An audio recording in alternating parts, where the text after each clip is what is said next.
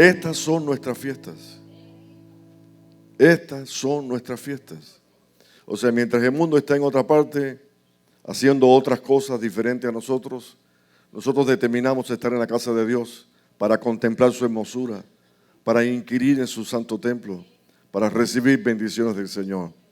Les agradezco y a la vez les felicito por la sabiduría, porque es de sabio, ¿verdad?, estar en la casa del Señor. Algunos dicen, bueno, si empiezo bien, termino bien. Y creo que hemos elegido empezar bien, estando aquí bendiciendo y alabando y dándole gracias a nuestro Padre Celestial. Tal vez la fiesta de espera de año no sea tan importante, realmente no lo es. Pero creo que si nosotros elegimos estar todos los días en la casa del Señor y la iglesia se reúne y los hermanos se convocan a asamblea, ¿por qué quedarnos en la casa? Dígame a ustedes si hay algo que sea más importante que estar cerca de la presencia de Dios, porque donde dos o más nos congregamos, estamos en su nombre, su presencia está en este lugar. ¿Alguien cree que Dios está aquí? Dios es más real que tú y que yo. Yo los veo a ustedes y no veo a Dios, pero Dios es mucho más real para nosotros que lo que vemos con nuestros ojos. Bendito sea el nombre del Señor. Hay una fiesta en la Biblia, hay varias fiestas. Déjeme empezar de esta manera. Hay varias fiestas en la Biblia, fiestas que tenían como propósito recordar lo que Dios había hecho, como la Pascua, como la fiesta de los tabernáculos, que estuvieron 40 años viviendo en tiendas de campañas en el desierto, como la del Pentecostés o de la cosecha. O sea, hay una serie de fiestas, incluso las que he mencionado, tenían un carácter obligatorio. Yo sé que no te va a gustar, pero tenían para los judíos un carácter obligatorio de participar de la fiesta. Si alguien, porque no quiso, porque no quería, no fue a la fiesta, le digo, tenía un problema. Para los días de Moisés tenía un problema, serio. Ahora, hay una fiesta que pareciera menos importante y que no es obligatoria, que aparece solamente en un pasaje bíblico. Aparece en el Evangelio de Juan, capítulo 10. O sea, Juan solamente lo recoge. Y me gustaría que ustedes lo leyeran conmigo sentaditos. Juan, capítulo 10. Me estoy refiriendo a una fiesta llamada la fiesta de la dedicación. ¿Cuántos de ustedes han escuchado, o me han escuchado tal vez a mí alguna vez mencionarlo, o lo han leído? O sea, ha habido un poco de curiosidad por saber qué significa esta fiesta, cuál es el propósito y para qué se celebraba. Y yo quiero volver a repetir que todas las fiestas que aparecen en la Biblia llevaban como objetivo recordar lo que aconteció. ¿Lo tienes para leer conmigo? Juan capítulo 10, verso 22. Dice así la Escritura: celébrase en Jerusalén la fiesta de la dedicación. Fiesta de la dedicación. Era, dato curioso, ¿verdad? Era invierno. Si ustedes después que termine el servicio quieren saber la temperatura que hay en Jerusalén hoy, entren en Google y pongan cuál es la temperatura que hay en Jerusalén. Yo en este mes de diciembre he venido revisando cada día qué temperatura tiene. Y usted dice, ¿volvió loco el pastor? No, es un dato curioso simplemente. En todo el mes de diciembre no ha nevado en Jerusalén. No ha caído nieve, o sea, no ha llegado ni siquiera al punto de congelación. ¿Qué ha sucedido? No sé, Dios hace lo que Él quiere.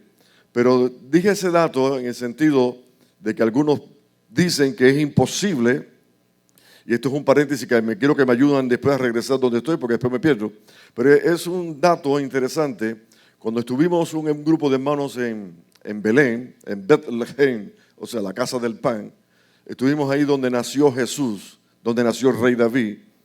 Me recuerdo que había un rabino dando un estudio y se me acercó y me dijo, cuando terminó la reunión, cuando terminó la asamblea que teníamos allí, se me acerca y me dice, ¿tú crees que Jesús no pudo haber nacido en esta fecha? Dígole, nadie sabe ni el día ni la hora en que nació. No aparece en las Escrituras. No, porque los pastores velaban sobre las ovejas del rebaño, es decir, que si era invierno, pues no podían. Y yo le dije, llevo años que estoy chequeando el mes de diciembre para ver si ha nevado en Jerusalén, y no ha nevado. sí, que los meses de invierno fuerte en Israel son enero, febrero y marzo. No noviembre, no diciembre. O sea, Dios puede hacer lo que quiera con el que quiera. Y rápidamente, aunque tengo que regresar a este punto, hay un dato curiosísimo. No sé si ustedes me escucharon que lo compartí con ustedes. Y es el hecho de que este año, esta fiesta, la fiesta de la dedicación, o mejor conocido como Hanukkah, comenzó su actividad, comenzó su festín el mismo día 25 de diciembre. O sea, coincidieron la fecha. O sea, no estoy hablando de que Jesús nació un 25 de diciembre. Lo que estoy diciendo es que nosotros no tenemos información y que pudo haber sido el día que Él quiso. Y que el pasaje de los pastores no es un impedimento para creer que sí pudo haber sido. ¿Alguien me entendió lo que estoy explicando? Simplemente es una explicación. Ahora, ¿qué significa? ¿Por qué se celebra? ¿Qué nos quiere mostrar Dios con la fiesta de la dedicación? Ustedes se recordarán, y tengo que ir un poquito atrás para hacer un poco de análisis bíblico. Ustedes se recordarán que Daniel ve que suben del mar varias bestias, 4 bestias, y que todas tenían un objetivo y tenían una interpretación. Pero la tercera bestia que sale del mar, que su aspecto era como leopardo con alas, la Escritura dice que este es el imperio griego. O sea, primeramente el imperio babilónico, el segundo el imperio de los medo-persas, y el tercero es el griego, y el cuarto usted sabe que es Roma, y lo describe como algo terrible. Ahora, en el tiempo de los griegos, cuando gobernaba, porque después de Alejandro el Magno, cuando él muere, el reino de los griegos se dividió en 4 grupos, en 4 generales. Uno de ellos de nombre Antíoco, el nombre no sé pronunciarlo bien, si es Epífanes o no sé pronunciarlo muy bien, pero vamos a decir solamente Antíoco. Antíoco fue algo como si fuese una abominación. Es como los que se ensañaron con el pueblo de Israel. Han habido momentos en la historia de naciones que se han ensañado con el pueblo de Israel, entre ellos en Europa, en Alemania, o sea, cómo han desechado el pueblo de Israel, han deseado la muerte del pueblo de Israel, pero el pueblo de Israel, a pesar de luchas, a pesar de agresiones, a pesar de muchos crímenes, ahí está. Y hoy día está rodeado por todas partes, por el norte del Líbano, en Siria, que ustedes saben lo que ha acontecido en estos días, Cisjordania, Egipto por el sur, o sea, la franja de Gaza hacia el occidente. Y sin embargo, ahí está testificando, ahí está predicando, ahí se está dando testimonio, ahí todavía está vivo. O sea, Dios no ha desechado a su pueblo Israel. ¿Cuántos alaban al Señor? Y vamos a decir, este general del ejército que tuvo lugar para con Israel se ensañó de tal manera de que prohibió que Israel hablara la lengua natal, o sea, la lengua hebrea. Prohibió las celebraciones de todas las fiestas judías. Prohibió que se cantaran alabanza y que se mencionara el nombre de su Dios. O sea, comenzó a prohibir una serie de cosas y por último determinó sacrificar un animal inmundo sobre el altar de sacrificio en el templo. Eso se conoce como la abominación desoladora. O sea, si se sacrifica un animal inmundo sobre el altar de los sacrificios, entonces no se puede sacrificar más animales y queda como, diríamos, imposibilitado, que es lo que decimos abominación, en el sentido de que no podían celebrar cultos, o sea, porque también se prohibió los cultos en el templo. O sea, los cerraron por todas partes. Pareciera como que el judaísmo o como que el pueblo de Israel no daría más testimonio.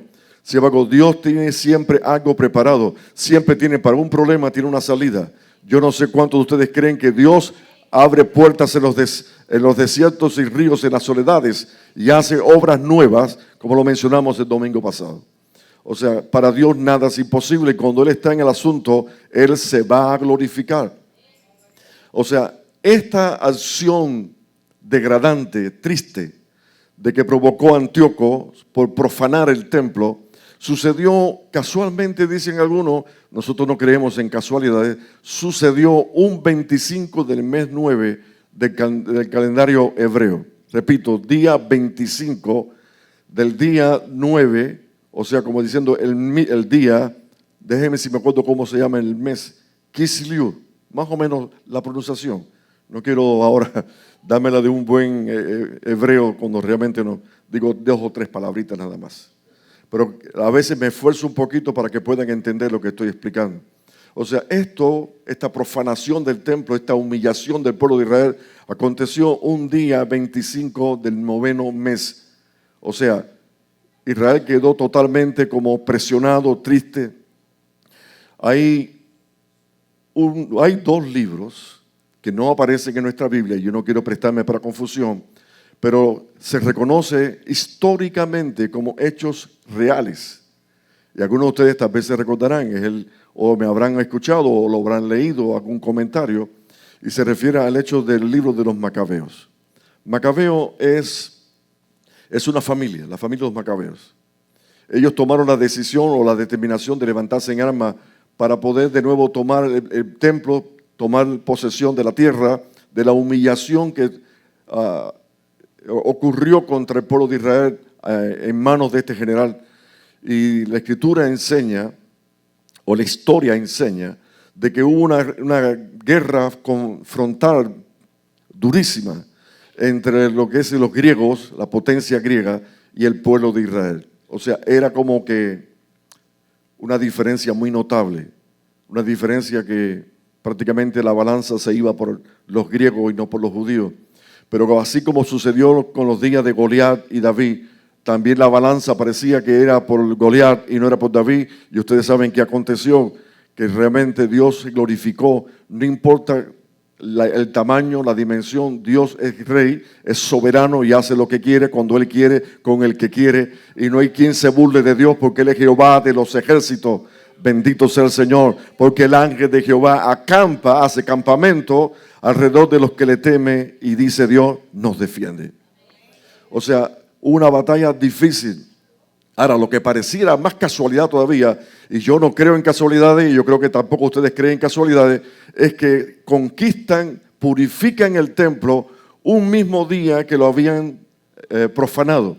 Un día 25 del mes de Kislev, o sea, fue humillado, y otro día 25 del mismo mes fue entonces santificado, y comenzaron de nuevo a ofrecer sacrificios en la casa del Señor.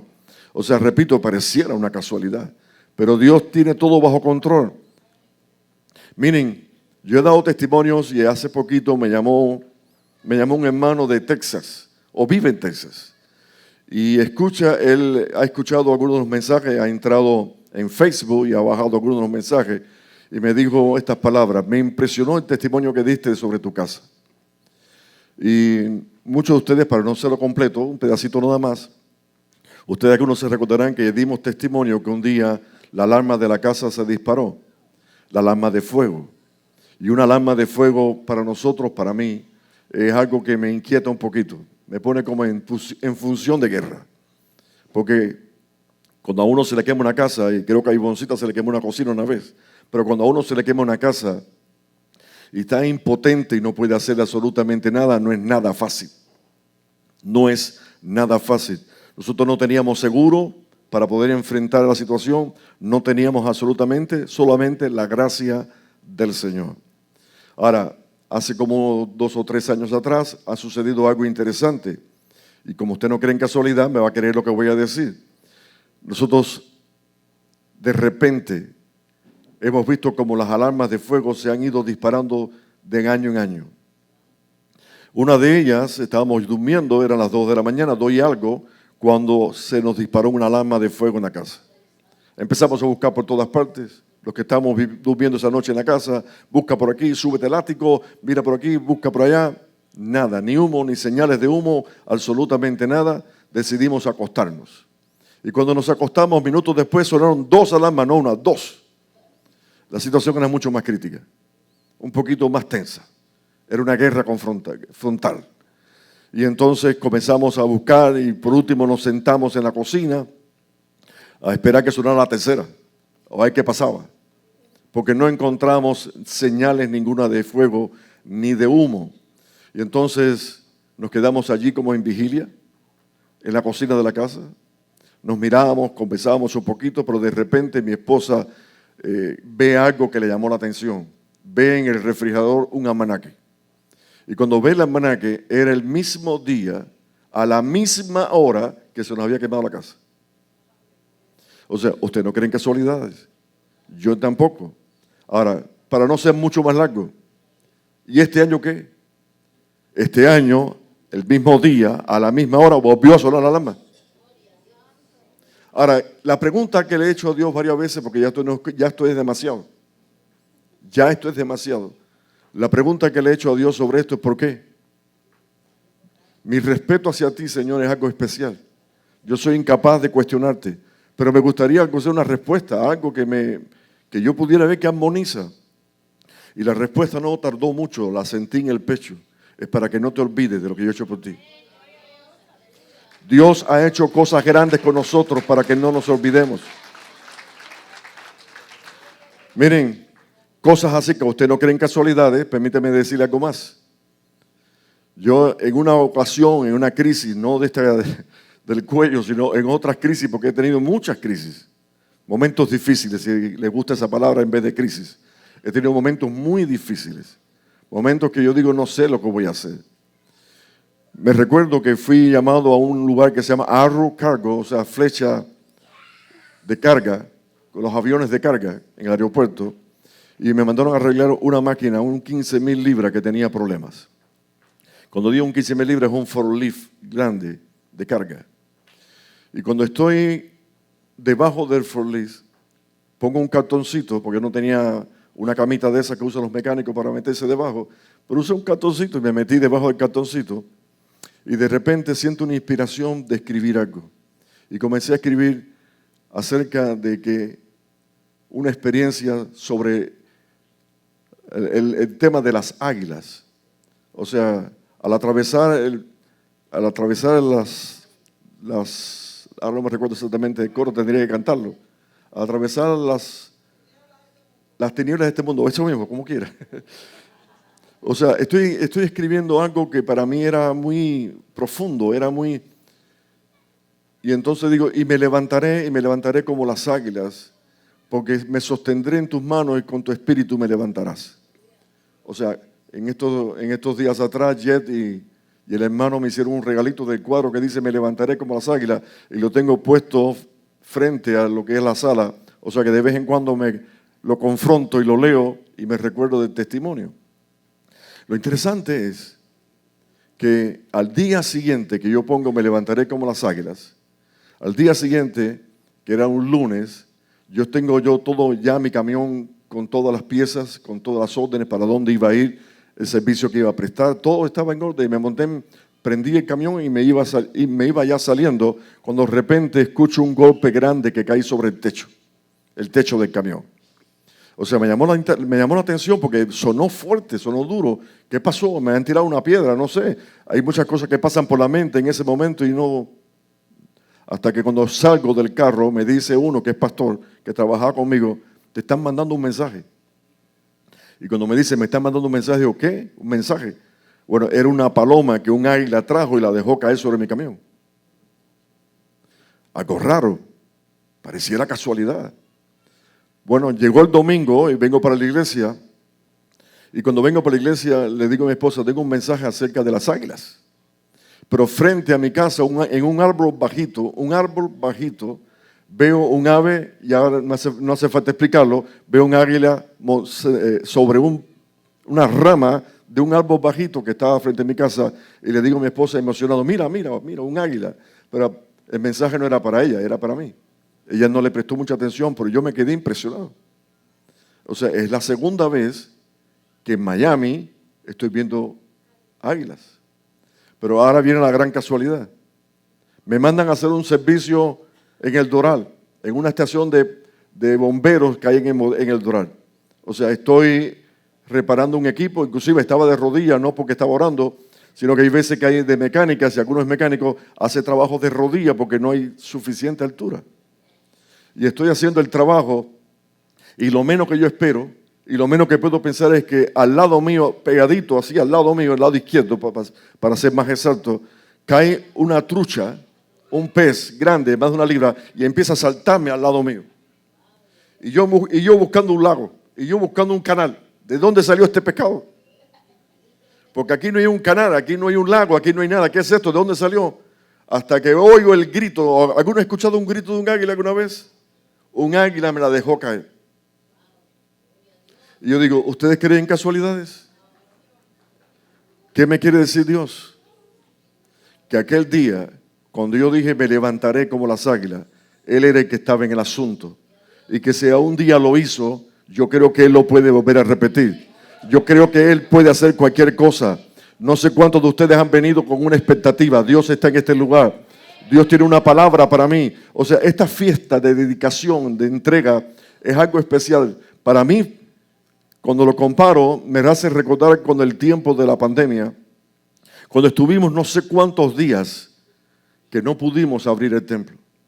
O sea, veníamos acá, Alondra y yo y otro hermanito, grabábamos, como ustedes ven por esa cámara, grabábamos los programas, los hermanos se conectaban cada uno, pero no podíamos venir aquí. Se nos prohibió estar en el templo. O sea, aquello parecía que no teníamos límite, que no sabíamos cuándo había empezado, pero no sabemos cuándo iba a terminar. Pero cuando Dios comienza algo, para Él no importa el tiempo. Él es el que controla el tiempo. O sea, hay tiempo para reír, hay tiempo para llorar, hay tiempo para dar cultos en la iglesia o hay tiempo para dar culto en cualquier parte, en cualquier lugar, porque nosotros somos templos del Espíritu Santo. O sea, si eso no es verdad, entonces nosotros estamos detrás de un velo de engaño, pero la palabra es clara, es precisa. O sea, ¿cuándo fue? En su momento, en su tiempo, en su día, cuando comenzamos por primera vez de nuevo a dar servicio en nuestra iglesia. Lo interesante es que la iglesia de Benecer, la iglesia que estoy mirando con mis ojos, y los que están conectados en línea y los que no llegaron hoy, muchos de ellos crearon una disciplina que no fui yo y que se la enseñé, ni que le impartí, sino que nació de arriba, del cielo, de que cada uno de ellos, muchos pasaban por mi casa y en el buzón dejaban caer sus diezmos y sus ofrendas, porque durante todo este tiempo que la iglesia estuvo cerrada, hubo que pagar renta. Hubo que pagar renta y yo nunca, nadie de los que están aquí me podrán señalar con un dedo diciendo, tú hiciste un mensaje específico para ofrendas y los diezmos, o tú hiciste un llanto o una, manipulación para que la gente metiera la mano en el bolsillo. Ninguna de esas cosas que he dicho las practiqué y todavía no las practico, porque yo creo que el Señor es que pone en nosotros ese deseo de servirle. Y creo que si la iglesia está abierta hoy, es porque Dios la ha guardado y Dios la ha bendecido. Dile a tu hermano, la iglesia está abierta no por el pastor, no por ti. Está abierto por la gracia del Señor. Y la gracia ha sido suficiente. Ha sido suficiente para poder vencer cada dificultad, cada problema, cada situación, cada momento difícil de nuestras vidas. Ahorita estoy pasando por una prueba que yo digo, Señor, no sé a dónde voy a llegar. Me preocupa muchos de ustedes cuando me están mirando, como diciendo, pastor, ¿te enfermaste? ¿Sí? Pero gloria a Dios, que en dificultades, en problemas, en un Timoteo enfermo del estómago, y Pablo dándole consejos para que pudiera sentirse mejor, o el hermano Epafrodito, o el propio apóstol Pablo, que pasó por pruebas, por dificultades, y llegó a decir, mi médico amado Lucas, o sea, como que lo bendijo y lo ayudó. Yo quiero agradecerles a cada uno de ustedes, que en vez de sentir como, preocupación por mí, más bien sientan el deseo de apoyarme en este momento de pruebas, en este año que termina, y estamos dando frente a uno nuevo, y en el nuevo esperamos con expectativas buenas lo que Dios va a hacer. Hay iglesias que hacen sus pronósticos, no sé la palabra cuál es mejor decirla, o sea, los que proyectan qué es lo que va a acontecer en el año nuevo. No sé si alguno me entiende lo que estoy diciendo. Hay iglesias que se reúnen un día como hoy y entonces dejan la parte del pastor donde va a profetizar los eventos del año que comienzan. O sea, va a suceder esto y declaramos que este es el tiempo de prosperidad, este es el tiempo de fructífero, y así cada cual le pone un nombre diferente. Si es Dios el que habló, se cumple. Pero yo quiero decirles ahora, a mí Dios no me ha hablado al oído para decir un pronóstico sobre el año. Una cosa sí puedo decirle, hay que perseverar todos los días de nuestra vida. Si perseveramos ayer, hoy hay que perseverar. Mañana hay que volver a perseverar. Hay que volver a alabar y glorificar el nombre del Señor. Hay que darle gracias en todo y por todo, porque Él es nuestro Dios. Porque nunca nos engañó. Porque nunca dio un mensaje que no se cumplió. Todo aconteció y dice la palabra que pudimos ver su gloria. Gloria como el unigénito Hijo del Padre. Gracias a cada uno de ustedes. Y yo estoy seguro de que aquí en esta noche, así como di testimonio, habrían hermanos que pudieran dar su propio testimonio. Voy a decir unas palabras que dijo alguien hace mucho tiempo y no era judío. Y usted dirá, ¿y de quién se refiere? Algunos se van a recordar. Conviene que declaremos las cosas que el Altísimo ha hecho con cada uno de nosotros. Ese hombre, para que entendiera bien lo que estaba diciendo, porque no entendía, Dios lo puso a comer hierba por 7 años. O sea, conviene que declaremos, cualquier día voy a hablar sobre este tema, conviene que declaremos las cosas que el Altísimo ha hecho con cada uno de nosotros. La pregunta es, ¿ha hecho algo Dios y no has querido darle gracias? En un servicio, en una iglesia hermana, una iglesia de Dios de la profecía, aunque tengan algunas diferencias, pero creen en Cristo. Hubo una conversión de un aniversario de la iglesia, una conversión, ahora no me recuerdo exactamente la actividad. Y fue invitado un pastor americano. No me recuerdo el nombre, pero mi esposo tal vez se recordará del apellido de él. Interesantemente, comenzó a ministrar, o sea, comenzó a predicar, y a mí me sorprendió mucho que un joven de la iglesia que no creí que pudiera ser capaz de eso, pero interpretó, y lo interpretó todo como si fuese al pie de la letra. Alguien que nunca ha estado en los Estados Unidos, un joven.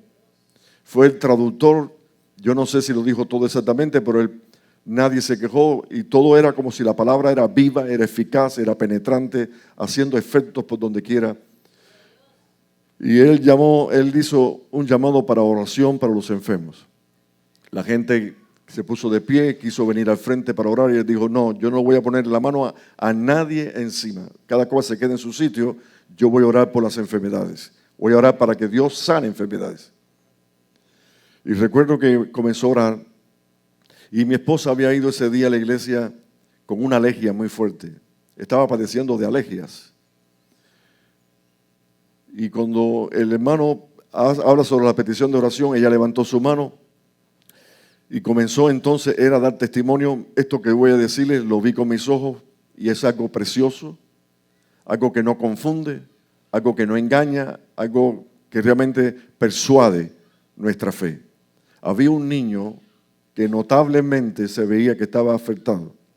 No sé si tenía autismo, no sé decirle porque estamos hablando hace muchos años atrás y yo vine a conocer la palabra autista aquí cuando llegué a Estados Unidos. Tal vez era un niño autista, pero un niño que corría, lloraba, muy majadero. Y el pastor se pone de pie y dice, en este momento el Espíritu de Dios está sobre ese niño. Y vimos cuando el niño cayó al piso. Y cuando se levantó con una mirada como sorprendido. Dijo, mamá, mamá, el niño no hablaba. Y la madre pegó un grito y dijo, el niño habla. Y a mí me gustó tanto porque no fue un invento, no fue algo que se manipuló, es algo que se pudo ver. Nadie le puso la mano encima, solo Dios puso su mano. ¿Cuánto alaban al Señor? Pero lo que quería decir es que le dice, ya que mi esposa entró, mi esposa se va a recordar, que le dice, hay alguien aquí que fue sanado de las vías respiratorias. Y entonces ella había pedido por su alergia y por su problema que no podía respirar. Y ella no se levantó y dijo, hay alguien aquí que Dios ha curado de sus vías respiratorias. Y ella tampoco quiso levantarse.